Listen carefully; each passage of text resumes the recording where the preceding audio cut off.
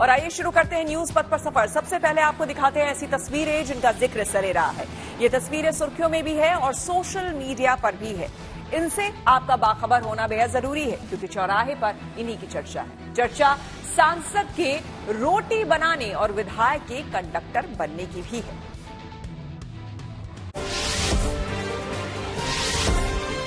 महाराष्ट्र के अमरावती से सांसद नवनीत राणा लंगर में रोटियां बनाती नजर आए। इतना ही नहीं, इस मौके पर उन्होंने जूठे बर्तन भी धोए। दरअसल वहां शिव पुराण कथा आयोजित की गई है। इसी दौरान लंगर में उन्होंने कुछ लोगों के साथ रोटी सेंकी और दूसरे काम किए। यूपी की अयोध्या में 100 से ज्यादा राम भक्तों ने सड़कों पर स्प्रे मशीन से इत्र का छिड़काव किया। इसकी खुशबू से अयोध्या की सड़कें महक उठी। ये सभी राम भक्त हाथरस से आए हैं। इन राम भक्तों की कोशिश है कि वो प्राण प्रतिष्ठा के दिन भी उनके इत्र का श्रीराम जन्मभूमि मंदिर में छिड़काव किया जाए। इसलिए उन्होंने हाथरस के बने मशहूर इत्र श्रीराम जन्मभूमि तीर्थ क्षेत्र ट्रस्ट को समर्पित किए। इन खास इत्र को पिछले 6 महीने से तैयार किया जा रहा था। राजस्थान के सवाई माधोपुर में बीजेपी विधायक किरोड़ी लाल मीणा का एक वीडियो सोशल मीडिया पर वायरल हो गया। इसमें वो बस कंडक्टर के रूप में मजाक के अंदाज में नजर आए। कहा जा रहा है कि ये वीडियो उस दिन का है जब वो नए मुख्यमंत्री भजनलाल शर्मा के जयपुर में हुए शपथ ग्रहण समारोह से लौट रहे थे। इसी दौरान बस में पार्टी कार्यकर्ताओं के साथ किरोड़ी लाल मीणा ने भी सफर किया। फिर वो कंडक्टर की तरह बस में सवारियों के लिए आवाज लगाने लगे। इसके बाद कार्यकर्ताओं ने किरोड़ी लाल से किराया पूछा तो उन्होंने मजाक के अंदाज में फ्री की आवाज लगाई। दिल्ली के कोटला मुबारकपुर के पास एक चलती मिनी बस के बोनट पर एक शख्स नजर आया। इसके वीडियो सोशल मीडिया पर वायरल हो गया। इसके बाद पुलिस इस मामले की जांच में जुट गई। हालांकि पुलिस का कहना है कि यह शख्स दिल्ली से बाहर है और उसे राजधानी आने के लिए मनाया जा रहा है। उसके दिल्ली लौटते ही मामले में कार्रवाई की जाएगी। उससे पूछा जाएगा कि आखिर ये पूरी घटना कैसे हुई।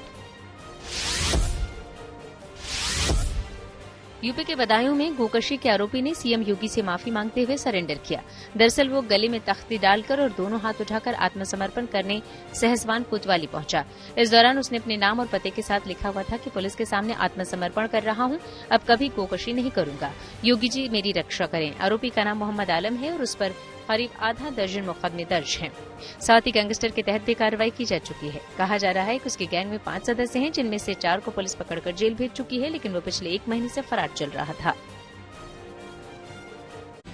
जिंदगी का सफर सुहाना हो, इसके लिए सावधान रहना जरूरी है। रोजमर्रा की आपाधापी में कुछ देर बैठकर सोचना समझना भी जरूरी है कि आपके आसपास क्या हो रहा है और जो कुछ हो रहा है उससे हमारी जिंदगी, हमारा परिवार कैसे प्रभावित हो सकता है। इसलिए हॉर्न बजाकर बाखबर करने वाली खबर जरूरी होती है। और आज की ये खबर डाइट सोडा के सेहत पर पड़ने वाले असर से जुड़ी है। आमतौर पर डाइट सोडा को हेल्दी मान लिया जाता है। हालांकि जानकार आगाह करते हैं कि इससे डायबिटीज और ब्लड प्रेशर का खतरा हो सकता है। लेकिन अब एक नई स्टडी सामने आई है जिसमें दावा किया गया है कि डाइट सोडा हमारे लिवर के लिए भी ठीक नहीं है। यानी कि डाइट सोडा के इस्तेमाल को लेकर सावधान रहना जरूरी है। सावधानी वाला हॉर्न बजाना बेहद जरूरी है।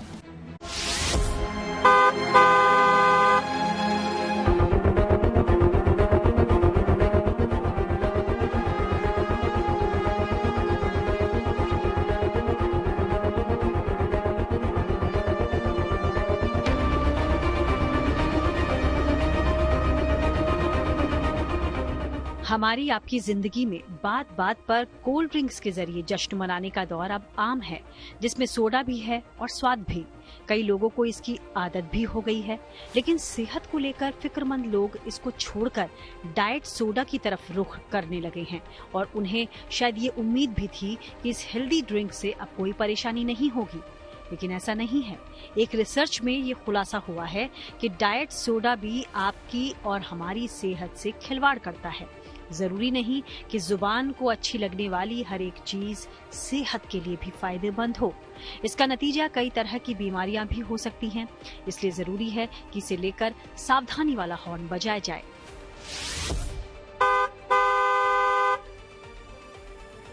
अगर आपको लगता है कि आप डाइट सोडा का सुरक्षित विकल्प चुन रहे हैं तो इसे अपनी इच्छा अनुसार पी सकते हैं, तो एक बार फिर से विचार करने की जरूरत है। क्योंकि बीएमसी पब्लिक हेल्थ में प्रकाशित एक नए रिसर्च में कहा गया है कि डाइट सोडा के लगातार सेवन से गैर अल्कोहल फैटी लीवर या जिसे अब metabolic dysfunction associated steatotic liver disease कहा जाता है, इसका खतरा बढ़ सकता है। जबकि पहले के रिसर्च में सोडा के सेवन को बढ़ते वजन और ब्लड प्रेशर से रिलेटेड पाया गया था, लेकिन अब डाइट सोडा के सेवन से फैटी लीवर का खतरा बताया गया है, जबकि दावा ये होता है कि डाइट सोडा में 0 कैलोरी होती है। डाइट सोडा लिवर के लिए बिल्कुल अच्छी नहीं है। ये metabolic dysfunction associated liver disease, जो हम आम भाषा में फैटी लिवर डिजीज जिसको बोलते हैं, इसको बढ़ावा देती है।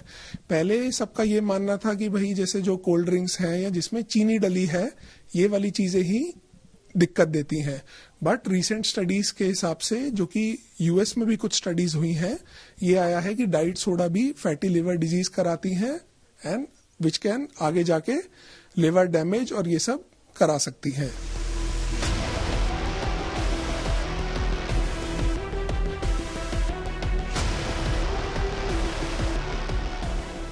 आजकल के युवा खासकर डाइट सोडा का सेवन करते हैं और अपने शरीर को सेहतमंद रखने के लिए एक्सरसाइज भी करते हैं, लेकिन डाइट सोडा में पाए जाने वाली कृत्रिम मिठास यानी आर्टिफिशियल शुगर इंसुलिन प्रतिरोध और वजन बढ़ाने को बढ़ावा देती है, जिससे लीवर में फैट जमा हो सकता है और उनकी सारी मेहनत धरी की धरी रह सकती है। आज के यूथ में स्पेशली ये बहुत कॉमन है कि डाइट सोडास का कंजम्पशन करना, तो यूथ से मेरा यही वो रहेगा कि avoid diet sodas and go for नारियल पानी, छाछ, जो हमारी ट्रेडिशनल एंड हेल्दी ड्रिंक्स है।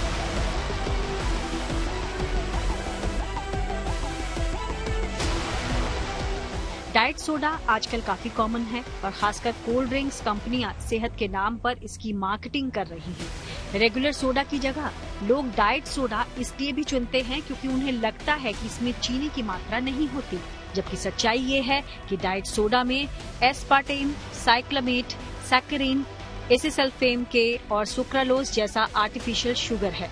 डॉक्टर्स का कहना है कि इससे शरीर का मेटाबॉलिज्म और दिल से लेकर दांत तक पर असर पड़ता है।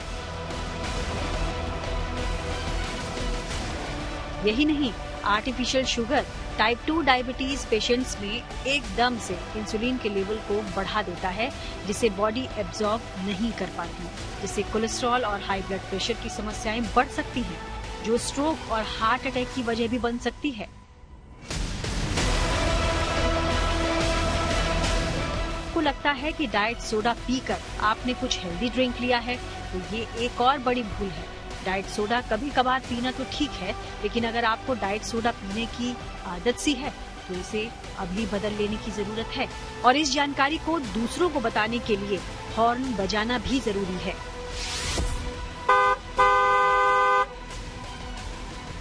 Bureau report, good news today. Kejriwal को ईडी ने फिर भेजा है समन। आइए सीधे आपको लिए चलते हैं न्यूज एक्सप्रेसवे पर, जहां देश से जुड़ी कुछ और जरूरी खबरें कर रही हैं आपका इंतजार। आखिरकार ज्ञानवापी केस में वाराणसी की जिला अदालत में आर्कियोलॉजिकल सर्वे ऑफ इंडिया ने अपनी सर्वे रिपोर्ट पेश कर दी। इसे सीलबंद लिफाफे में पेश किया गया। इससे पहले मुस्लिम पक्ष ने कोर्ट में याचिका देते हुए मांग की थी कि रिपोर्ट को सीलबंद लिफाफे में पेश किया जाए। हालांकि हिंदू पक्ष के वकील ने कोर्ट में दाखिल सील रिपोर्ट पर आपत्ति जताई। उन्होंने कहा कि सुप्रीम कोर्ट के आदेश का उल्लंघन हुआ है, कोर्ट में सील रिपोर्ट नहीं दाखिल की जानी चाहिए थी। इलाहाबाद हाईकोर्ट ज्ञानवापी विवाद से जुड़ी याचिकाओं पर मंगलवार को अपना फैसला सुनाएगी। हाईकोर्ट ने दोनों पक्षों की दलीलें सुनने के बाद 8 दिसंबर को अपना फैसला सुरक्षित रख लिया था। अब कुछ ही घंटों में इस पर फैसला आ जाएगा। कांग्रेस अध्यक्ष मल्लिकार्जुन खड़गे ने डोनेट फॉर देश कैंपेन लॉन्च कर दिया। इसके जरिए पार्टी 2024 लोकसभा चुनाव को लेकर जनता से चंदा जुटाएगी। इसी अभियान की शुरुआत करते हुए मल्लिकार्जुन खड़गे ने कांग्रेस पार्टी के खाते में 1,38,000 रूपये डोनेट किए। पार्टी 28 दिसंबर यानी कांग्रेस के स्थापना दिवस तक ये अभियान चलाएगी। इस दौरान कांग्रेस कार्यकर्ता घर घर जाकर भी चंदा जुटाएंगे। इतना ही नहीं, पार्टी ने donateinc.in नाम से एक वेबसाइट भी बनाई है। प्रधानमंत्री मोदी ने वाराणसी में मेडिटेशन सेंटर यानी ध्यान केंद्र स्वरवेद महामंदिर धाम का उद्घाटन किया। इस दौरान उन्होंने करीब 19,000 करोड़ की परियोजनाओं का उद्घाटन और शिलान्यास की सौगात दी। वहीं अपने दौरे में पीएम ने कुछ आत्मनिर्भर महिलाओं से भी बात की। इस दौरान उन्होंने एक महिला को चुनाव लड़ने का भी ऑफर दिया। चंदा देवी जी, आपकी पढ़ाई क्या हुई है? Sir inter pass. तो आप इतना बढ़िया भाषण करती हैं, जी सर। तो कभी चुनाव लड़ी हो क्या? नहीं सर। तो लड़ोगी? नहीं सर, ये सर आपसे हम इंस्पायर होते हैं सर।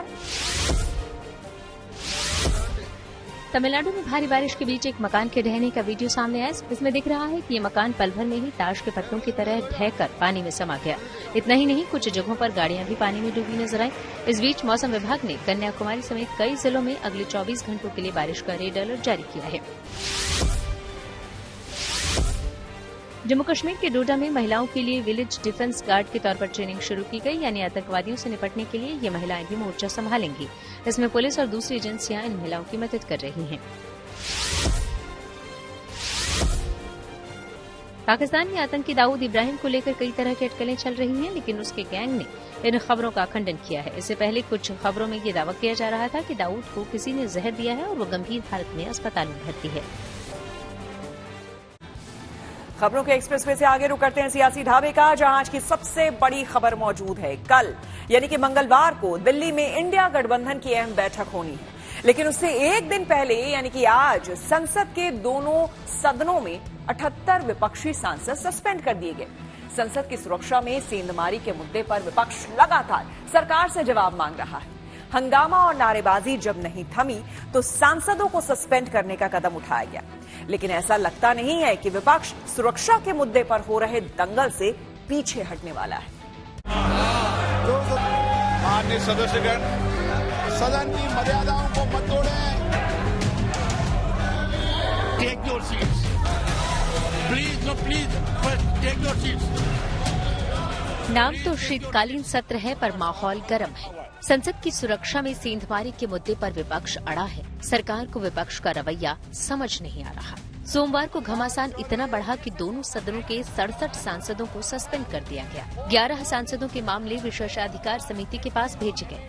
अब विपक्ष इसे सरकार की ज्यादती बता रहा है और सरकार विपक्ष के बर्ताव की निंदा कर रही है। मैं भी शुमार हूँ उनमें, बैज ऑफ ऑनर की तरह पहन रहा हूँ। I am suspended.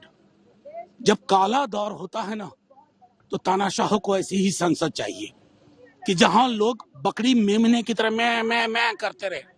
आपसे सवाल पूछ रहे हैं ना साहब, देश की सुरक्षा का मसला है, सिर्फ संसद की इमारत का नहीं है। एक आधिकारिक बयान नहीं दे सकते हो? क्या चाहते हो? विपक्ष मुक्त संसद आपने बना लिया। दोनों माननीय स्पीकर और माननीय चेयरमैन का आज अपमान किया गया। उनके बार बार आग्रह पर, उनके बार बार अनुरोध पर विपक्ष के नेताओं तक ने उनकी बात नहीं सुनी। वेल में आए, अपनी सीट से निकल के हर प्रकार का व्यवधान किया। संसद के दोनों सदनों में विपक्ष के तमाम बड़े नेता सस्पेंड किए जा चुके हैं। इससे पहले भी इसी मुद्दे पर हंगामे की वजह से 14 सांसद सस्पेंड किए गए थे।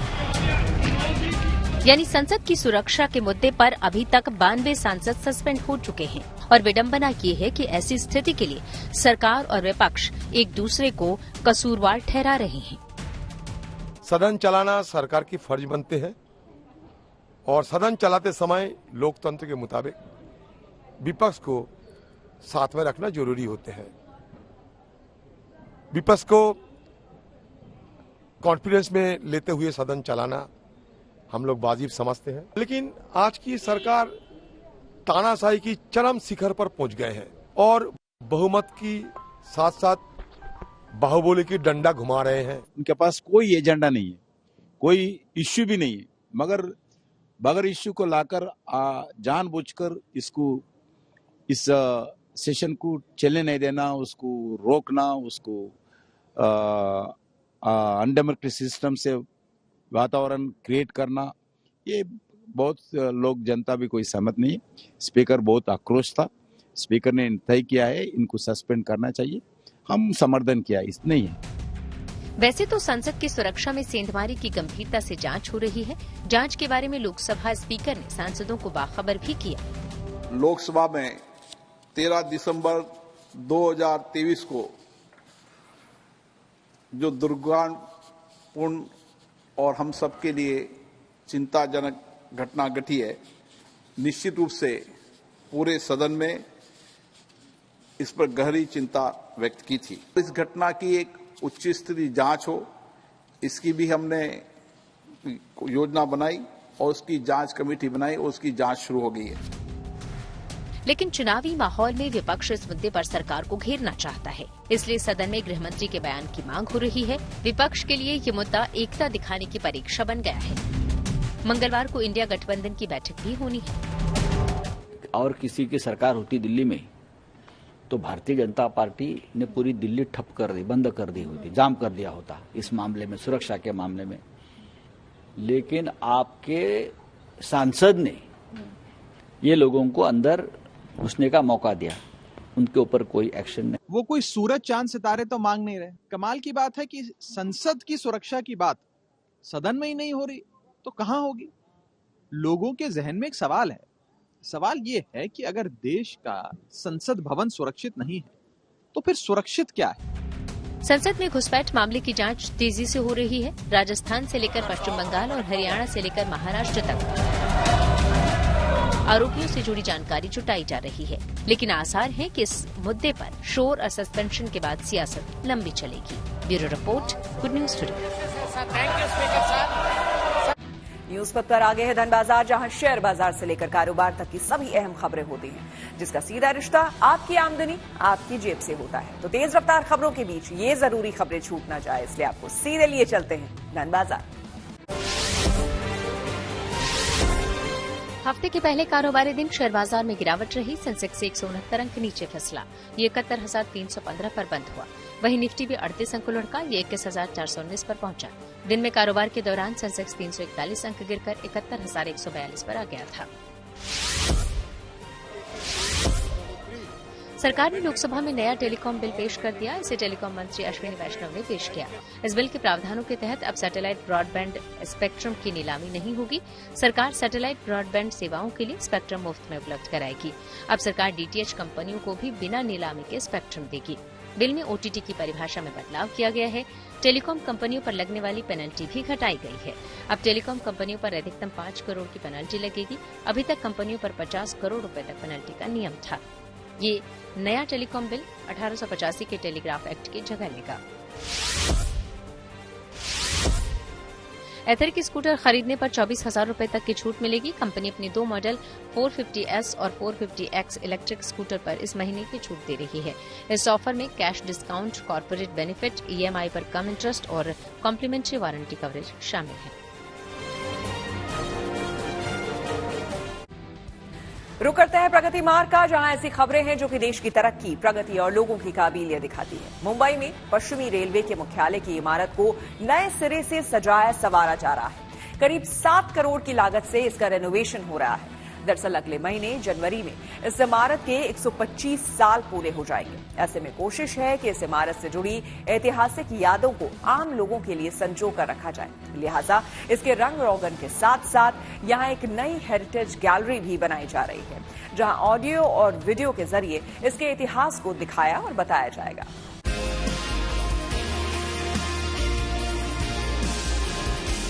कुछ इमारतें ऐतिहासिक धरोहर होती हैं जो अपने दरो दीवार में सदियों पुरानी कहानियां समेटे होती हैं। वो कहानियां जो अब पुरानी हो गई, वो कहानियां जिन्हें सुनाने वाले भी शायद ही मिले। ऐसी ही एक इमारत है मुंबई में चर्च गेट के पास बना पश्चिम रेलवे का मुख्यालय, जहां एक शहर में आए बदलाव का इतिहास दर्ज है। जनवरी में ये ऐतिहासिक इमारत अपने 125 साल पूरे करने जा रही है। इस इमारत ने गुलामी का दौर भी देखा है और आजादी की खुली हवा में सांस लेते इस शहर को देखा है। इसने बॉम्बे से मुंबई बनने तक का सफर देखा है। अब रेलवे उन्हीं यादों को संजोने की तैयारी में है। 125वीं वर्षगांठ पर इसे नए रंग रूप में लाकर पुरानी यादों के साथ इसे तरोताजा करने की तैयारी है। बॉम्बे के मुंबई बनने का इतिहास बेहद सुनहरा है और बेहद पुराना है।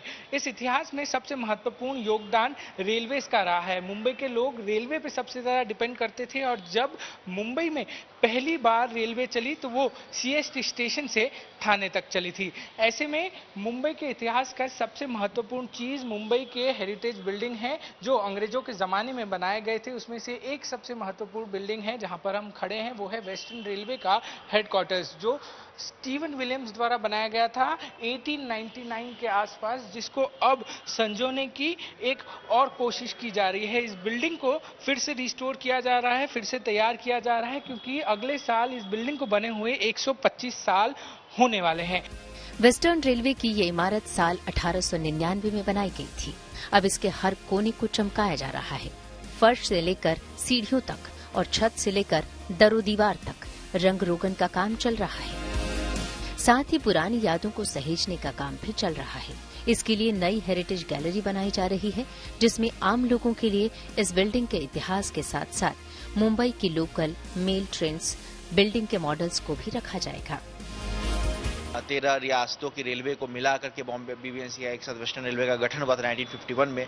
तो उस इतिहास में जो हमारे पास जो चीज़ें थी, ट्रैक्स रिलेटेड, सिग्नलिंग से रिलेटेड इक्विपमेंट, अदर इक्विपमेंट, पुराने टिकटें, और उन सबको हमने संजो के रखा। उस हेरिटेज गैलरी को भी रिस्टोर कर रहे हैं। साथ ही साथ इसके तीसरे माले पर भी एक ऑल्टरनेट हेरिटेज गैलरी डेवलप करने का हम लोग प्लान किया है, जिसके थ्रू एक हम हेरिटेज वॉक भी कंडक्ट करवा सकें। जो यहाँ पे आने वाले सैलानी होते हैं, मुंबईकर्स होते हैं, जो यहाँ आएंगे, उनको इस बिल्डिंग के इतिहास के बारे में जानकारी मिलेगी। 125वीं वर्षगांठ पर इसे नए सिरे से सजाने के लिए करीब 7 करोड़ रुपए खर्च किए जा रहे हैं, लेकिन इसे इस तरह संवारा जा रहा है कि पुरानी यादें मिटने न पाएं। चर्चगेट स्टेशन के पास का वेस्टर्न रेलवे का हेरिटेज बिल्डिंग जो 125 साल अपने पूरे करेगा, इसको लेकर मुंबई के इस इलाके में तैयारियां हैं। अलग अलग हेरिटेज गैलरी बनाई जा रही हैं, जहां पर लोगों के लिए पुराने इंजन्स, पुरानी टिकट्स, किस तरीके का इस बिल्डिंग का स्ट्रक्चर हुआ करता था, किसने इसको बनाया, उस सारी चीज़ों को संजो के रखा जाएगा। और इस पूरी इमारत का रिस्टोरेशन काम किया जा रहा है वेस्टर्न रेलवे द्वारा। अगले साल जनवरी में इसको लोगों के लिए भी खोला जाएगा और लोग इससे जुड़े इतिहास को आसानी से जान पाएंगे। कैमरामैन साहिल चौहान के साथ पारस दामा, गुड न्यूज टुडे। न्यूज पथ के सफर में अब सोशल अड्डा का रुख करते हैं, जहां आज बात होगी काशी को मिले एक और सौगात की।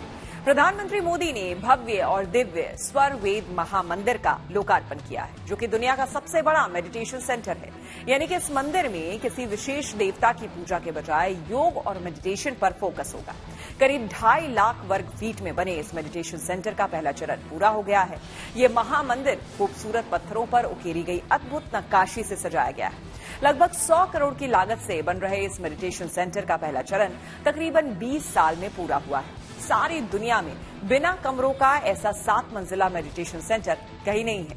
स्वरवेद धाम को बनाने का मकसद यही है कि भाग दौड़ भरी इस जिंदगी में लोग मेडिटेशन, योग, साधना और संस्कृति से जुड़ सके, साथ ही भारत के प्राचीन ऋषि और मुनियों के बारे में भी जान सके। इस मंदिर में कई खास बातें हैं।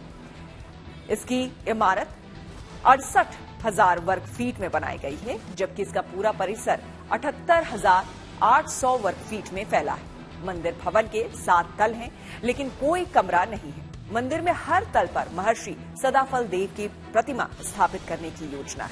मंदिर में 2 मॉडर्न ऑडिटोरियम बनाए गए हैं। इसके अलावा सत्संग भवन और साधना के लिए गुफाएं भी बनाई गई हैं। महामंदिर की बाहरी दीवारों पर गज समूह, ऋषिकाएं और साधकों की आकृतियां बनाई जाएंगी, जबकि 5 फ्लोर्स की भीतरी दीवारों में मार्बल पर आधुनिक तकनीक से स्वर वेद के दोहे उकेरे जा रहे हैं। इसके अलावा 2 फ्लोर्स पर रामायण और महाभारत के प्रसंग, वेदों की ऋचाएं, उपनिषद, गीता के ब्रह्म विद्यापरक श्लोक, मानस की चौपाइयां और कबीर की वाणी भी उकेरी जा रही है। मंदिर निर्माण में 3 लाख घन फीट सफेद मार्बल और इतने ही सैंडस्टोन का उपयोग किया जा रहा है।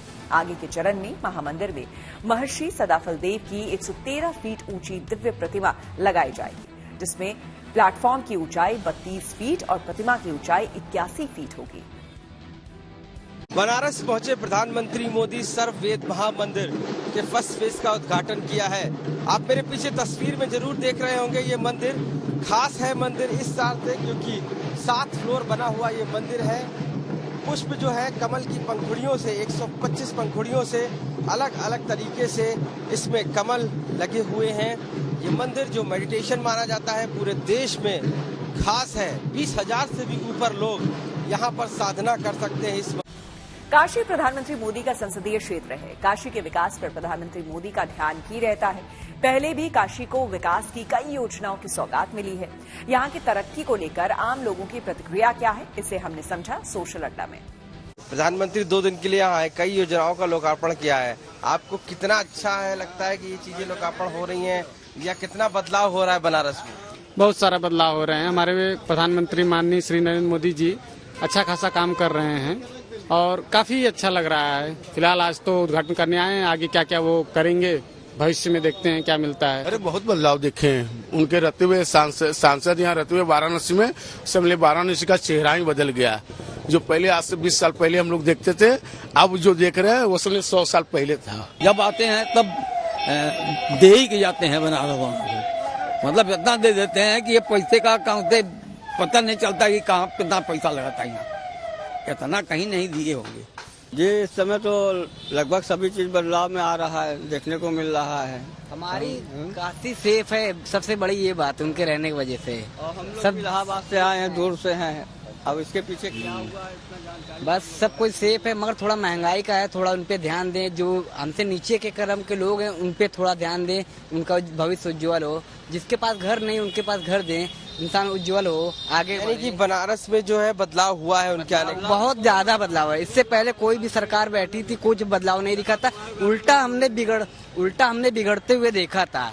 मैं ये 10 साल 12 साल में जो भी है उन्होंने किया है बहुत किया है। इससे पहले कभी नहीं हुआ था, ना कभी हो सकता था। इनके जाने के बाद भगवान के ऊपर क्या होगा क्या नहीं होगा, मगर जब तक ये है तब तक सब सुरक्षित रहेगा। प्रोजेक्ट उनका तो बहुत बढ़िया विचारधारा है। जो काशी में आगमन और 23वीं बार आ चुके हैं। प्रधानमंत्री के क्षेत्र में बेरोजगारी की संख्या बहुत है। बेरोजगार रोटी और तरकारी के बाद कोई नेता तक बात नहीं करता, केवल प्रोजेक्ट तैयार करना। कल कारखाना होना चाहिए। कल कारखाने से हमारे बेरोजगारी दूर होगा। बाहर जाने, गुजरात जाने, महाराष्ट्र जाने, नोएडा जाने, MP जाने, दिल्ली जाने से क्या बेटर हमारे पूर्वांचल की राजधानी काशी को नमन करता हूँ, धरती को सलाम करता हूँ। यहाँ बेरोजगारी की समस्या बड़ी जटिल समस्या है। यहाँ का तत्व अगर कोई नेता है तो समस्या दूर करे। बेरोजगारी की संख्या बहुत है। भाई 70 साल के बाद आज पहला प्रधानमंत्री जो मिले हैं, ऐसा प्रधानमंत्री दुनिया में देखने को नहीं मिलेंगे। क्या खास है? था कि अंग्रेजी शासन हुआ करता था, अब लग रहा है कि आजाद हिंद लग रहा है। इनसे बढ़िया कोई प्रधानमंत्री नहीं है दुनिया में। 2 दिन से यहीं पर है वो लगातार। वो तो यहाँ उनका घर है, वो तो जब चाहे तब आ सकते हैं। और जब वो आते हैं तो हम काशी वासियों को कुछ न कुछ देकर जाते हैं। सैमसंग का नया स्मार्टफोन जल्द होगा लॉन्च। रिया टेक्नोलॉजी से जुड़ी ऐसी ही हर एक जरूरी खबर को जानने समझने के लिए आइए चले डिजिटल गली। सैमसंग जल्द ही अपने यूजर्स को एक और तोहफा देगी। दरअसल खबर है कि वो एक नया स्मार्टफोन भारतीय बाजार में लॉन्च करने की तैयारी में है। हालांकि अभी कोई आधिकारिक घोषणा नहीं हुई है, लेकिन चर्चा है कि ये सैमसंग गैलेक्सी S23 का नया वेरिएंट हो सकता है। राष्ट्रपति द्रौपदी मुर्मू IIT खड़गपुर के दीक्षांत समारोह में शामिल हुई। इस दौरान उन्होंने कहा कि IIT सिस्टम की पूरी दुनिया में एक साख है। वहीं उन्होंने कहा कि टेक्नोलॉजी पर सबका अधिकार होना चाहिए। इसका इस्तेमाल सामाजिक न्याय और समता को बढ़ावा देने के उद्देश्य से होना चाहिए, न कि समाज में खाई को बढ़ाने के लिए। अमेरिकी space technology company blue origin ने एक रॉकेट लॉन्च किया। इस न्यू शेपर्ड सब ऑर्बिटर रॉकेट को सुबह वेस्ट टेक्सास से छोड़ा गया। इस मिशन का नाम NS-24 रखा गया है। अमेरिकी राष्ट्रपति जो बाइडेन के काफिले से टकरा गई कार। जी हां, शामिल हुए। कुछ ही घंटों में होने वाला है IPL का मिनी ऑक्शन। खेल जगत से जुड़ी और खबरों को जानने के लिए सीधे आपको लिए चलते हैं खेल चक्कर। दुबई में मंगलवार को IPL के लिए मिनी नीलामी होगी। इसमें 333 खिलाड़ियों की बोली लगेगी। इनमें 214 भारतीय और 119 विदेशी खिलाड़ी शामिल हैं। इसके लिए फ्रेंचाइजियों के पास कुल बची हुई रकम 262 करोड़ रुपए है। खबरें हैं कि IPL का अगला सीजन 22 मार्च से शुरू होगा और मई के आखिर तक खेला जाएगा। टीम इंडिया के क्रिकेटर युजवेंद्र चहल ने सोशल मीडिया पर अपनी प्रोफाइल पिक बदल दी, जो चर्चा में आ गई। दरअसल युजवेंद्र ने एक्स प्लेटफॉर्म पर रोहित शर्मा के साथ अपनी तस्वीर लगाई। फैंस मान रहे हैं कि युजी ने ऐसा करते हुए रोहित शर्मा का समर्थन किया, जिन्हें आईपीएल में मुंबई इंडियंस की कप्तानी से हटा दिया गया है। उनकी जगह हार्दिक मुंबई के नए कप्तान बनाए गए हैं। टीम इंडिया और दक्षिण अफ्रीका के बीच मंगलवार को दूसरा वनडे मैच खेला जाएगा। भारत 3 मैचों की इस सीरीज में 1-0 से आगे है। ऑस्ट्रेलिया से पहले टेस्ट में हार के बाद पाकिस्तान की टीम को एक और झटका लगा। दरअसल आईसीसी ने ऑस्ट्रेलिया के सामने पाकिस्तान की टीम पर स्लो ओवर रेट का जुर्माना लगाया, जिसके तहत पाकिस्तान की टीम पर मैच फीस का 10% जुर्माना लगा। साथ ही वर्ल्ड टेस्ट चैंपियनशिप की पॉइंट टैली से उसके 2 अंक भी कट गए। अफगानिस्तान के तेज गेंदबाज नवीन उल हक पर दुबई की इंटरनेशनल लीग T20 ने 20 महीनों का बैन लगा दिया। उन पर कॉन्ट्रैक्ट के नियमों के उल्लंघन का आरोप लगा था। नवीन इस लीग में शारजाह वॉरियर्स का हिस्सा थे। इसी के साथ न्यूज पथ में मेरे यानी कि श्वेता झा के साथ फिलहाल इतना ही। देश दुनिया की तमाम पॉजिटिव खबरों के लिए आप देखते रहिए गुड न्यूज टुडे।